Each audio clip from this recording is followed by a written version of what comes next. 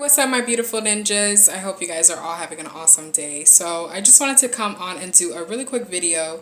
Again, talking to you guys about something that I've been thinking about and writing on and just like really pretty much like praying on and trying to get through myself. And it's basically the concept of soul ties. And I feel like soul ties is definitely not something that's explained enough or discussed enough, in my opinion.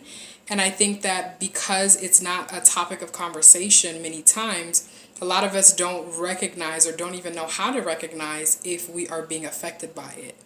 And I think the simplest way for me to kind of explain a soul tie is just kind of recognizing that everything has a force, and whether it's a person, whether it's an experience, whether it's a place that you went to before, whether it's a mistake that you've made, all of it has a force and all of it attaches to your spirit and to your soul essentially.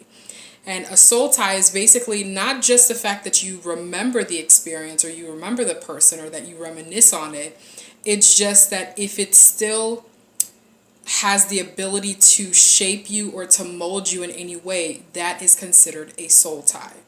So, of course, positive soul ties, there's nothing wrong with that. But at the same time, we all also carry negative soul ties, whether it's negative experiences that we've encountered, whether it's a mistake that we've made, whether it's a person that was just really awful to us, whatever the case may be, a lot of us carry around negative soul ties as well. And I think that that's also another reason why we could be more overwhelmed than we should be, and we could be experiencing things like anxiety and depression and all of these emotions because we haven't cleared out that closet. We haven't addressed it. We haven't faced it. And I think that just because you can have a conversation about something and not really get choked up about it or whatever the case may be, it doesn't mean that you have truly detached or disconnected yourself from that thing or that person or that place or experience. I think the biggest thing that I've learned thus far when it comes to soul ties and learning how to detach and to really disconnect yourself from it is to forgive. I feel like the emotions that are associated with unforgiveness, anger, resentment, fear, unworthiness, all of those things come from a place of unforgiveness to a certain extent. And I think that soul ties is one of those things where we've swept it so deep under the rug that if we don't really uncover those things and don't really address it and don't really face it, trying to understand why do I feel the way that I feel about this particular thing or place, or like, for example, let's say, for example, you dated somebody and it was like there was a song that was like y'all song. And for whatever reason, you stop listening to that song because every time that song comes on, you're like, ooh, that fun, right? Or let's say it's a specific place that you used to go to all the time with your, I don't know, let's just say with your brother, and your brother passed away, and because of that, you never go to that restaurant again.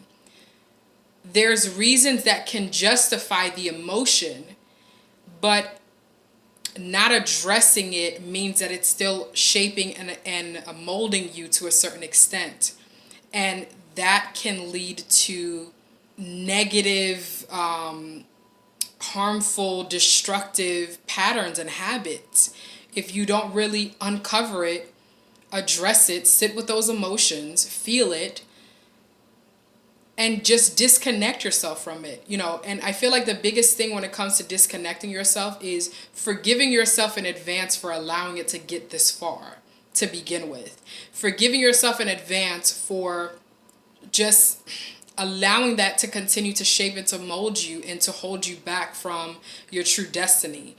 And just sitting long enough with those emotions that are associated with that tie until you get comfortable with it, until you get comfortable with the feeling of it. I think a lot of times we don't like to be vulnerable, and so we avoid having certain conversations that need to be had or facing certain things that need to be addressed.